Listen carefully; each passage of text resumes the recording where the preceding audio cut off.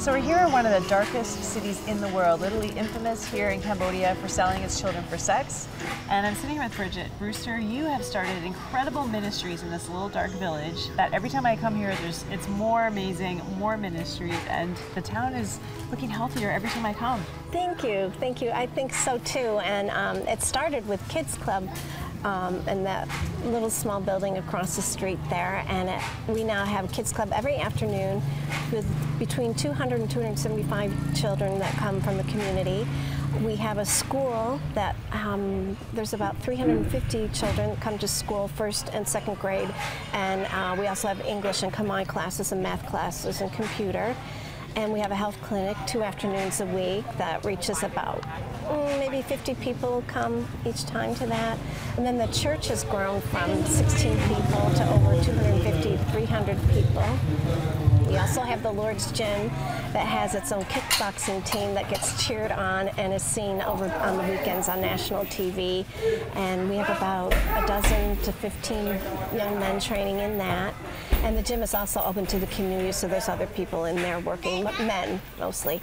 And then we have ATC, which is our Agape Training Center, which produces the 3 Strands brand, which right now is bracelets and t-shirts. And we're employing, at the moment, I think it's just under 50 girls, and they're girls that have been through our restoration center, and a lot of girls who have just recently just come down the street here, just leaving the life behind, leaving the KTVs. And we were talking about heroes, and they're my heroes that have the courage to get up and leave because these people are angry and they want them working, and they left it. They left it behind. Tried to change their life. So just to give context for people who are unfamiliar with this, when you talk about Kids Club and 250 kids, how many of those are probably being trafficked at night? When we first came here 5 years ago, it was for certain probably 98%, and now Pastor estimates it's 60 to 70%. It's changed a lot. I think that's a great number in such a short time, and it's just growing and changing every week, every day. You know, we have people coming to Pastor and his wife and talking, being convicted about changing because they see how they just go into the community and love on them, and I think they know they're shamed and they feel like they're not deserving of such kindness, and it's just affecting the way that they're thinking and processing things, and it's changing the way that they think and the way that they're treating their children as a blessing instead of something that's to be sold because they want a DVD player or plot of land. So it's just amazing to see that conviction happen out of just a handful of kids that started coming. When I first came here, I think you owned 2 buildings, and now you're up to 5, and there's other ones possibly on the horizon. Tell me some of the future plans here of what you guys are hoping to do. Well, the school would like to expand to offer more grades every year as we go on.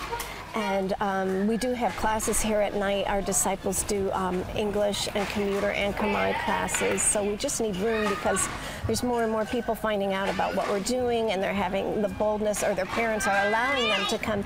Because at first, a lot of times when the kids would come to Kids Club, they would say, but don't tell my parents I'm coming here. I'm not supposed to be here.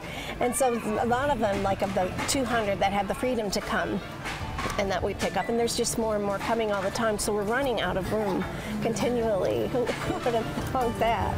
It's, you know, it's an amazing work, and at Crossroads, we're so happy to have a tiny part in all that you're doing because we really believe in what you're doing. We really see the change in this community, and all, not just for you, but all of your staff, the persistence to show up day after day after day and have the faith and have the heart and the patience to see the change that's here. I just want to thank you for that. And we really want to thank you because you guys have been the ones who've been supporting this and giving to it. You know, 2 years ago, 3 years ago, we brought the need to you, and your generosity is what is continuing to fund this work here. And we need your ongoing support because this is literally changing the face of one of the darkest communities in the world. I really believe that, and it's all because of you, so we just want to say thanks.